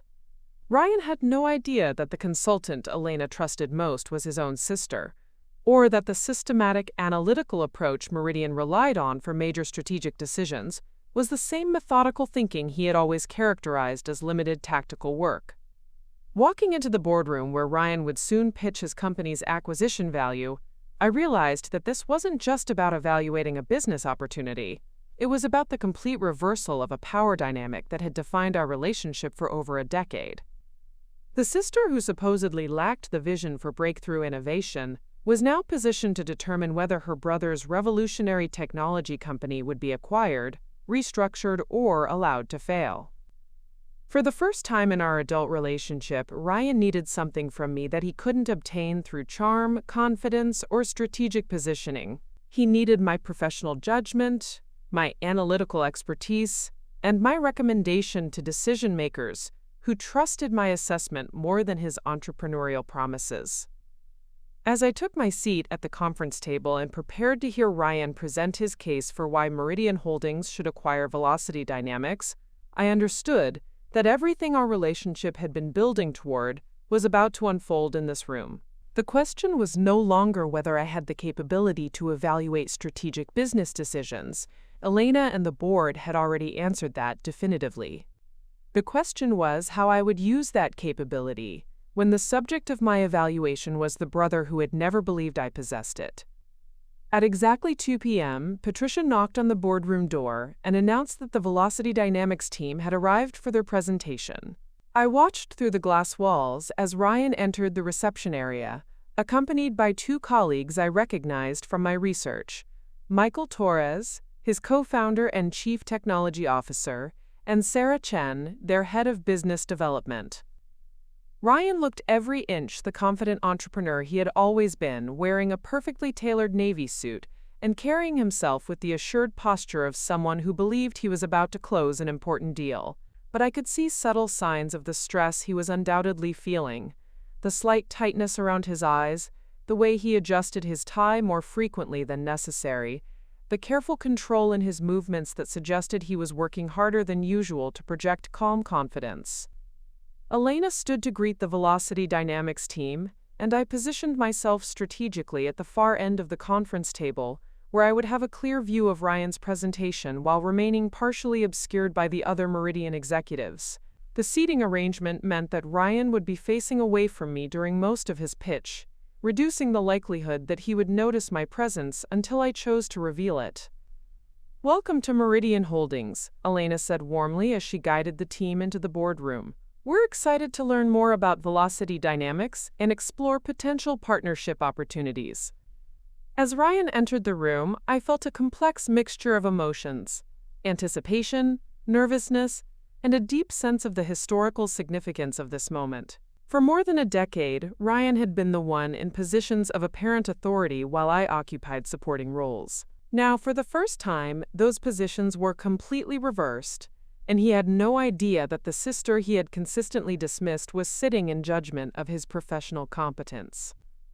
"Thank you for this opportunity," Ryan replied, his voice carrying that familiar tone of controlled enthusiasm. "We believe Velocity Dynamics represents exactly the kind of innovative technology partnership that can help Meridian Holdings achieve transformative growth in emerging markets."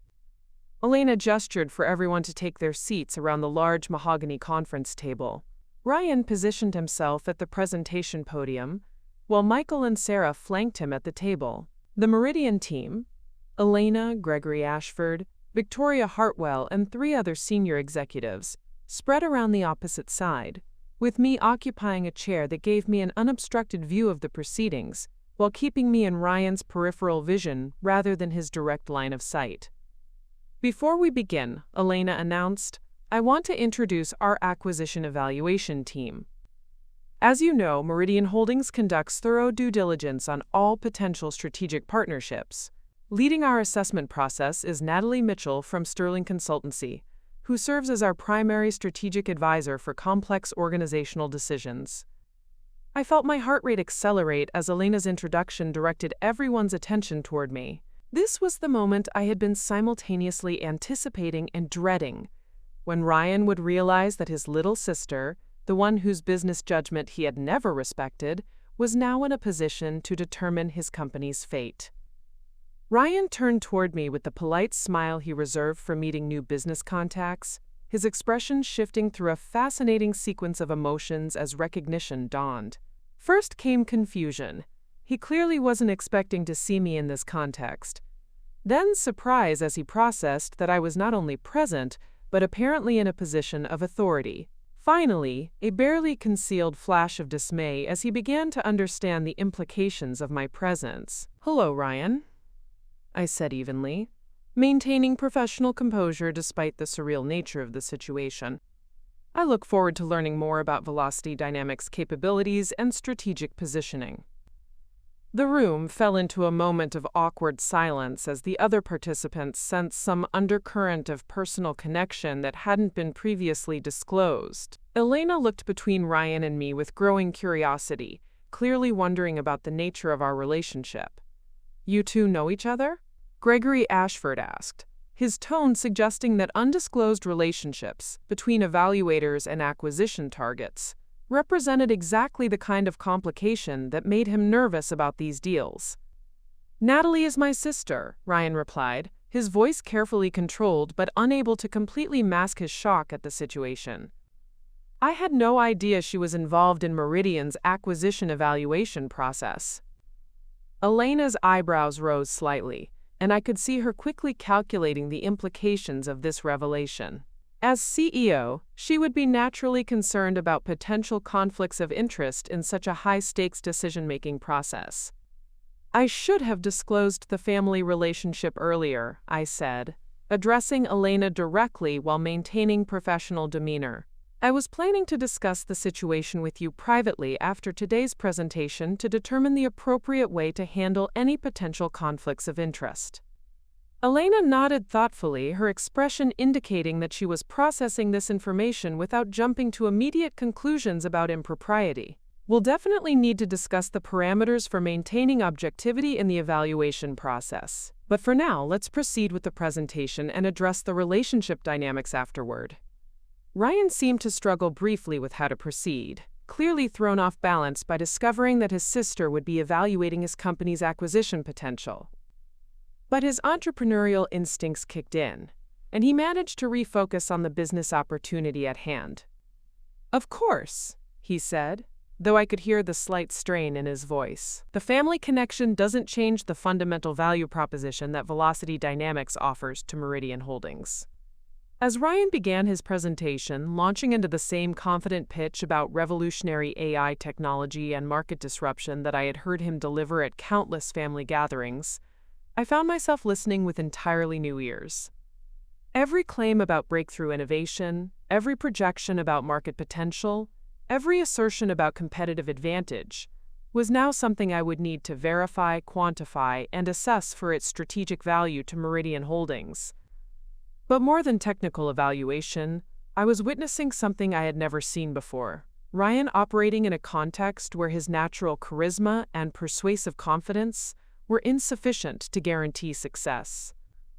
The decision-makers in this room, Elena, Gregory, Victoria, and the other executives, were sophisticated business leaders who had seen countless technology pitches and had developed immunity to entrepreneurial enthusiasm that wasn't backed by substantial evidence. As Ryan moved through his slide deck, describing Velocity Dynamics' proprietary algorithms and artificial intelligence capabilities, I could see the Meridian executives listening politely, but taking careful notes that suggested they were already formulating the detailed questions that would test the substance behind his ambitious claims. Michael Torres provided technical depth when asked about specific implementation details, and Sarah Chen offered market analysis that supported their growth projections. But it was clear that Ryan was the primary spokesperson for the company, the person whose vision and leadership would ultimately determine whether Meridian Holdings viewed Velocity Dynamics as a strategic asset worth acquiring. Watching my brother pitch his company to executives who would rely primarily on my assessment for their acquisition decision, I realized that this presentation represented far more than a business transaction. It was the culmination of every competitive dynamic that had defined our relationship since high school, every dismissive comment about my strategic capabilities, every assumption about the relative value of our different approaches to business success. For the first time in our adult lives, Ryan needed something from me that he couldn't obtain through superior positioning or confident assertions about his entrepreneurial vision. He needed my professional endorsement, my analytical validation, and my recommendation to decision-makers who trusted my judgment more than his promotional promises. As his presentation concluded and Elena began the question-and-answer session that would determine how seriously Meridian Holdings considered Velocity Dynamics as an acquisition target, I prepared for the most professionally and personally challenging evaluation of my consulting career. The moment of truth arrived 45 minutes into Ryan's presentation, when Elena turned to me with the question I had been both anticipating and dreading. "Natalie, based on your preliminary assessment, what are your initial thoughts about Velocity Dynamics' strategic fit with our acquisition objectives?" The boardroom fell silent. Ryan's confident presentation had covered all the expected territory: innovative technology, market opportunity, competitive advantages, revenue projections. But now the decision would ultimately rest on my professional evaluation, and everyone in the room understood that my response would largely determine whether Meridian Holdings pursued this acquisition or moved on to other options. I looked directly at Ryan for the first time since his presentation began, seeing a mixture of hope and apprehension in his expression. This was the brother who had spent years dismissing my business judgment, who had categorically declared that I lacked the strategic vision for breakthrough innovation, who had relegated my professional capabilities to tactical support for people who did real strategic thinking. "Before I provide my assessment," I said, maintaining eye contact with Ryan while addressing Elena, "I think it's important to establish some context about Velocity Dynamics' current market position and operational status." I opened the folder containing the research I had conducted over the past 2 days, intelligence that Ryan had no idea I possessed, gathered from sources throughout Seattle's technology ecosystem that he didn't even know I had access to. "Velocity Dynamics has indeed developed impressive AI technology," I began, my voice steady and professional. "Their algorithms for predictive business analytics show genuine innovation and could provide significant value for enterprise clients. The technical team includes several engineers with strong credentials, and their prototype demonstrations suggest capabilities that would complement Meridian's existing service offerings." Ryan's expression relaxed slightly, clearly hoping that my assessment would focus on these positive technical aspects rather than the operational challenges I had discovered during my research. "However," I continued, and I saw his shoulders tense as he recognized the shift in my tone, "there are substantial concerns about the company's execution track record, financial stability, and leadership consistency that need to be addressed before any acquisition decision." I pulled out a detailed analysis sheet and began systematically dismantling the rosy picture that Ryan had presented during his pitch. "Velocity Dynamics has missed every major milestone in their original business plan," I stated, referencing specific dates and deliverables that Ryan had promised to investors but failed to achieve. "They've conducted 4 major pivots in strategic direction over the past 3 years, suggesting unclear market focus and potentially weak competitive analysis." Elena leaned forward, clearly interested in this more critical perspective on the acquisition candidate. Gregory Ashford was already taking detailed notes, his expression growing more skeptical with each point I raised. "More concerning from an operational standpoint," I continued, looking directly at Ryan as I delivered each devastating observation, "the company has experienced significant talent turnover in key technical positions. 3 senior engineers have departed in the past 6 months, not due to compensation issues, but reportedly due to frustration with constantly changing project priorities and unrealistic development timelines. Ryan's face had gone pale, and I could see him struggling to process how I had obtained such detailed and accurate information about his company's internal challenges.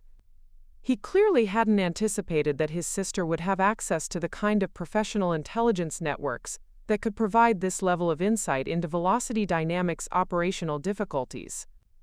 The financial projections presented today appear optimistic compared to the company's historical performance, I went on, pulling out cash flow analyses that Jennifer Walsh had helped me prepare. Current burn rate suggests they have approximately 10 weeks of operating capital remaining, which means this acquisition opportunity may be driven more by financial necessity than strategic positioning for growth.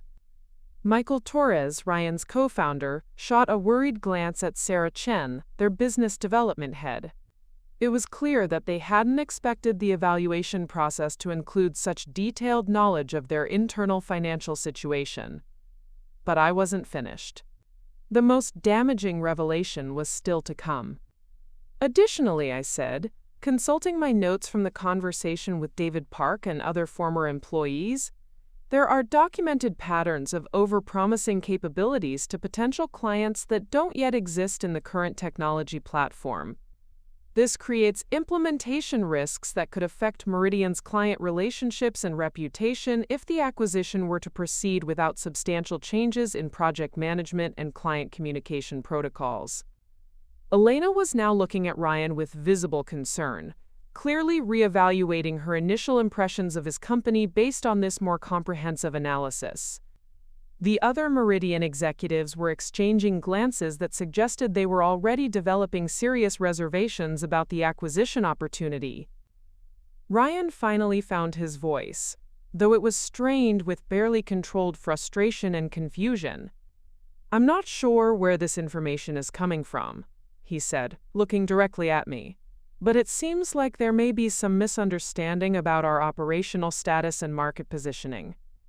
It was the response I had expected, Ryan's characteristic approach of dismissing inconvenient feedback rather than addressing the substantive issues that had been raised. But this time, his dismissive response was being evaluated by sophisticated business executives who valued analytical rigor over entrepreneurial confidence. "Are you suggesting that the information I've presented is inaccurate?" I asked calmly, knowing that he couldn't challenge my facts without admitting to the very problems I had identified. Ryan hesitated, clearly realizing that denying the accuracy of my assessment would require him to explain why multiple independent sources had provided consistent information about his company's challenges. But acknowledging the problems would essentially confirm that Velocity Dynamics was indeed in the precarious position I had described. "The challenges you've mentioned are not uncommon for early-stage technology companies," he said carefully. "We've been navigating a complex market environment and making strategic adjustments to optimize our growth trajectory." It was corporate speak for, "Yes, everything you said is true, but I'm going to frame it as normal business challenges rather than fundamental operational problems." Elena turned back to me with a question that would determine the trajectory of the entire acquisition discussion. "Given these concerns, Natalie, what would be your recommendation for how Meridian should proceed?" This was the moment when I would demonstrate whether I possessed the strategic thinking capabilities that Ryan had always claimed were beyond my natural limitations. The brother who said I would never amount to anything in the business world was about to learn that his professional future now depended entirely on my recommendation to executives who trusted my judgment more than his entrepreneurial promises. But more than personal vindication, this was a test of my professional integrity and analytical objectivity. Elena and the Meridian board were relying on my assessment to make a decision that could affect their company's competitive position for years to come. My responsibility was to provide recommendations that served Meridian's interests, regardless of how those recommendations might affect my complicated relationship with Ryan. Looking around the conference table at the expectant faces of executives who had come to value my strategic insights, I realized that the sister who supposedly lacked vision for breakthrough innovation was now positioned to determine not just whether Ryan's company would be acquired, but on what terms and under what conditions any such acquisition might proceed. The power dynamic that had defined our relationship for over a decade was about to be permanently and publicly reversed, with Ryan's professional fate resting entirely in the hands of the sister, whose business judgment he had never respected. The silence that followed Elena's question stretched for what felt like minutes but was probably only seconds. I could feel the weight of everyone's expectations in the room. Elena and the Meridian executives waiting for my professional recommendation, Ryan desperately hoping for some form of reprieve, and Michael and Sarah trying to process how their company's fate had suddenly fallen into the hands of their CEO's sister. This was the moment I had unconsciously been building towards since Derek's wedding reception, when Ryan had definitively declared the boundaries of my professional potential. Everything I had achieved with Sterling Consultancy, every relationship I had cultivated with senior executives, every analytical framework I had developed, all of it had led to this single decision point, where I could either destroy my brother's company or find a path forward that served everyone's interests. The temptation for pure vindication was enormous. I could deliver a recommendation that would end Meridian's interest in acquiring Velocity Dynamics, effectively condemning Ryan's company to bankruptcy within weeks. The brother who said I would never amount to anything would learn definitively that his professional survival now depended on the sister whose judgment he had consistently dismissed.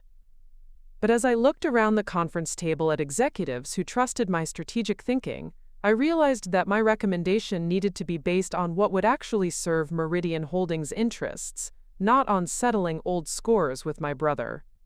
Elena hadn't asked me to evaluate Ryan personally. She had asked me to assess whether Velocity Dynamics could contribute to Meridian's strategic objectives despite its operational challenges. My recommendation, I began carefully, is that Meridian Holdings should pursue a modified acquisition structure that addresses the operational concerns while preserving the genuine technological value that Velocity Dynamics offers. I could see Elena's interest sharpen, while Ryan's expression shifted from desperation to cautious hope. Gregory Ashford looked skeptical, clearly wondering how the serious problems I had identified could be mitigated through structural changes. The core AI technology is genuinely innovative and directly relevant to the defense contracting opportunity we're pursuing, I continued, referring to the $200 million DoD modernization initiative that Elena had described earlier.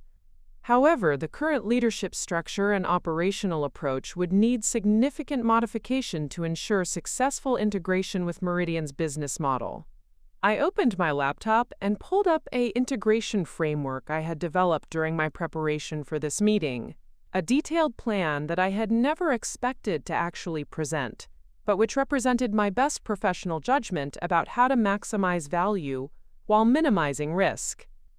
I propose a structured acquisition at $8 million, I said, watching Ryan's face carefully as I delivered a valuation that was significantly below what his company had been hoping for. This reflects the technological assets and personnel value while accounting for the operational risks and integration costs that successful incorporation would require. Elena nodded encouragingly, signaling that she wanted me to continue with the details of my proposal. The acquisition would include retention of the core technical team under new management structure, I explained, clicking through slides that outlined my recommended approach. Michael Torres would continue as Chief Technology Officer, reporting to Meridian's engineering division. The current sales and business development personnel would be integrated into our existing client services organization. Sarah Chen looked relieved that her position was being preserved, while Michael seemed genuinely interested in the prospect of working within a more stable organizational framework. However, I continued, and I could see Ryan tense as he anticipated what was coming next. The current CEO role would be restructured as Director of Innovation Research, focusing specifically on technology development and strategic R&D initiatives, with direct reporting to Meridian's Chief Strategy Officer.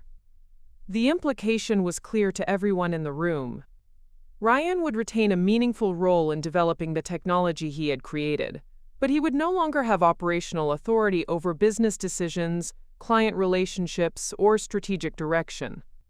His position would be elevated from the bankruptcy he was facing, but it would also represent a fundamental change in his professional identity from entrepreneur to corporate researcher. This structure, I continued, addressing Elena while remaining aware of Ryan's reaction, allows Meridian to capture the technological innovation that makes velocity dynamics valuable, while providing the operational oversight necessary to ensure reliable execution on critical client commitments like the defense contract. Elena was already nodding approvingly, clearly seeing how this approach addressed the concerns I had raised, while preserving the strategic value that had originally attracted Meridian's interest. The integration timeline would be accelerated, I added, with technology transfer and personnel onboarding completed within 60 days to support our February proposal deadline for the DoD contract. Gregory Ashford, who had been skeptical throughout the discussion, raised his hand. This assumes that the current leadership would accept such a significant change in operational structure. What if there's resistance to the modified reporting relationships? It was a direct challenge to Ryan, essentially asking whether he would accept the diminished authority that my recommendation entailed. The room's attention turned to him, waiting to see how the confident entrepreneur would respond to being offered a subordinate role in an organization that would be acquiring his failing company. Ryan sat quietly for several moments, and I could see him processing not just the business implications of my proposal, but the personal reality of what it would mean to accept a position reporting to his little sister, the same person he had told would never build anything significant in the business world. The proposed structure, Ryan said finally, his voice carefully controlled, would allow the technology we've developed to reach its full potential within a stable operational framework. That's ultimately what matters most. It wasn't enthusiastic acceptance, but it wasn't rejection either. Ryan was acknowledging that my recommendation offered a path forward that was better than the bankruptcy his company was facing, even if it required him to accept a subordinate role within an organization where his sister held senior authority. Elena turned back to me with obvious satisfaction. Natalie, this is exactly the kind of strategic thinking that convinced our board you should lead our acquisition evaluations. Can you have a detailed implementation plan ready by tomorrow morning? Of course, I replied, though I was still processing the magnitude of what had just transpired. In the span of one meeting, I had gone from being the sister whose business judgment Ryan had never respected, to being the person whose recommendation would determine his professional future. But more than personal vindication, what struck me was the recognition that my analytical approach, the methodical, systematic thinking that Ryan had always characterized as limited tactical work, had proved more valuable in this high-stakes business decision than his entrepreneurial confidence and vision. As the meeting concluded and the Velocity Dynamics team prepared to leave while Elena and I discussed next steps, Ryan approached me with an expression I had never seen before, something that looked remarkably like respect mixed with genuine appreciation. "That was fair," he said quietly, speaking just to me while the others gathered their materials. "More than fair, considering everything." For the first time in our adult relationship, Ryan was acknowledging that my professional judgment had value independent of his assessment of my capabilities. The brother who said I would never amount to anything was now grateful that the sister he had consistently dismissed had found a way to save his company and preserve his role in the industry he loved. "It's good business," I replied simply. "The technology deserves to succeed, and Meridian benefits from acquiring it under terms that reflect realistic risk assessment." As Ryan left the boardroom to brief his team on the proposed acquisition structure, I realized that the most meaningful victory wasn't in having power over his professional fate. It was in using that power to create an outcome that served everyone's legitimate interests while maintaining my own professional integrity. The sister who supposedly lacked a strategic vision had just designed a complex acquisition structure that preserved valuable innovation, protected a talented technical team, provided a struggling entrepreneur with a dignified path forward, and positioned Meridian Holdings to compete for a transformative government contract. Sometimes the greatest triumph isn't in proving someone wrong about your limitations. It's in growing beyond those limitations so completely that their assessment becomes irrelevant to your actual capabilities. 3 months after the acquisition was finalized, I stood in my new corner office on the 34th floor of Meridian Holdings, reviewing the preliminary proposal for the Department of Defense contract that had originally motivated our interest in velocity dynamics technology. The integration had proceeded more smoothly than anyone had anticipated, and Ryan's AI algorithms were already being incorporated into demonstration modules that would showcase Meridian's enhanced capabilities to federal procurement officers. The transformation in our professional relationship had been remarkable to witness. As Meridian's Chief Strategy Officer, I now had direct oversight of the Innovation Research Division that Ryan directed, creating a reporting structure that would have been unimaginable just 6 months earlier. But what surprised me most was how naturally Ryan had adapted to his new role, and how effectively we had begun collaborating on projects that leveraged both our strengths. A knock on my office door interrupted my review of the defense contract timeline. Elena entered, carrying 2 coffee cups and wearing the satisfied expression of a CEO whose strategic gamble was paying off ahead of schedule. "I just got off the phone with Admiral Patterson from the DoD Procurement Office," she announced, settling into the chair across from my desk. "The preliminary technology demonstration next week has been expanded from a 15-minute overview to a full afternoon session. They want to see comprehensive capability testing across multiple scenarios." I accepted the coffee gratefully, still adjusting to the demanding schedule that came with senior executive responsibilities. That's encouraging. How was Ryan feeling about the expanded demonstration scope? Elena smiled knowingly. He's excited but trying not to show it. Yesterday he spent 4 hours refining the predictive analytics algorithms to optimize performance for the specific use cases the Admiral mentioned. I think he's finally found his ideal working environment. Challenging technical problems without the pressure of fundraising and business development. It was an astute observation. Over the past 3 months, I had watched Ryan flourish in ways that his entrepreneurial ventures had never allowed. Freed from the constant stress of managing cash flow, investor relations, and market positioning, he had been able to focus entirely on the technical innovation that had always been his greatest strength. "There's something else," Elena continued, her tone shifting to something more personal. "The board has been discussing the success of our modified acquisition strategy, and they want to explore similar approaches with other technology companies. They're asking you to develop a systematic framework for identifying and integrating innovative startups that might benefit from operational stability." The request represented a significant expansion of my authority within Meridian's strategic planning process. Instead of evaluating individual acquisition opportunities reactively, I would be designing proactive investment strategies that could reshape entire market sectors. "That sounds like exactly the kind of challenge I was hoping to tackle in this role," I replied, already beginning to envision the analytical frameworks that such an initiative would require. Elena leaned forward, her expression becoming more confidential. "Between you and me, Natalie, the board is also discussing the possibility of spinning off a dedicated venture capital fund with you as managing partner. The idea would be to identify promising early-stage companies and provide them with the kind of systematic business development support that transformed Ryan's technology into a strategic asset." The proposal was both flattering and strategically intriguing. As managing partner of a Meridian-backed venture capital fund, I would be positioned to influence the entire Pacific Northwest startup ecosystem, helping promising entrepreneurs avoid the execution pitfalls that had nearly destroyed Ryan's company. "I'd be very interested in exploring that opportunity," I told Elena. "The market definitely needs more investors who understand both technological innovation and operational sustainability."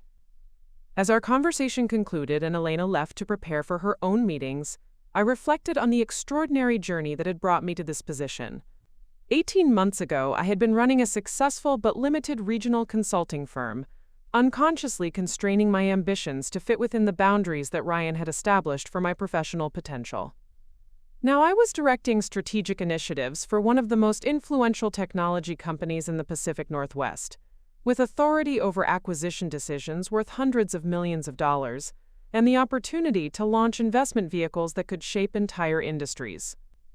My phone buzzed with a text from Ryan. "Defense demo prep going well." The Admiral's specific requirements actually inspired some algorithmic improvements I hadn't considered before. Thanks for structuring the acquisition to give me time to really develop the technology properly. It was the kind of message that would have been unthinkable during our years of competitive rivalry. Ryan was not only acknowledging the value of my strategic decision-making, but expressing genuine gratitude for how I had handled the acquisition process. I typed back, looking forward to seeing the final demonstration. The preliminary results have been impressive. His response came immediately. Want to grab lunch tomorrow and review the presentation together? I could use your perspective on how to frame the business applications for the procurement committee. The invitation marked another milestone in our transformed relationship. Ryan was not only accepting my strategic input, but actively seeking it for decisions that would determine the success of his most important professional project. That evening, I attended the monthly Pacific Northwest Business Leaders Reception, the same kind of industry networking event where Ryan had once systematically undermined my professional credibility by positioning his work as more sophisticated and strategic than mine. But now the dynamic was completely different. As Meridian Holdings' Chief Strategy Officer, I was introduced to other attendees as one of the most influential strategic thinkers in the regional technology sector. Several entrepreneurs approached me seeking advice about scaling their companies, while venture capitalists wanted to discuss potential collaboration opportunities. During one of these conversations, I noticed Ryan across the room speaking with a group of younger entrepreneurs who were clearly seeking his technical expertise about AI implementation challenges.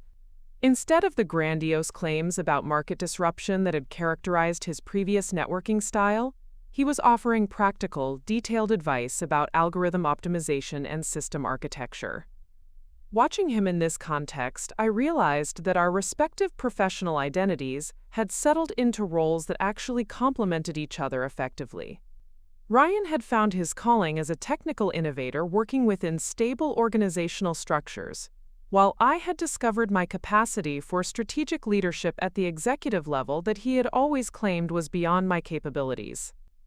As the reception concluded and we walked to the parking garage together, Ryan brought up a subject that had been implicit in our relationship since the acquisition, but never directly addressed.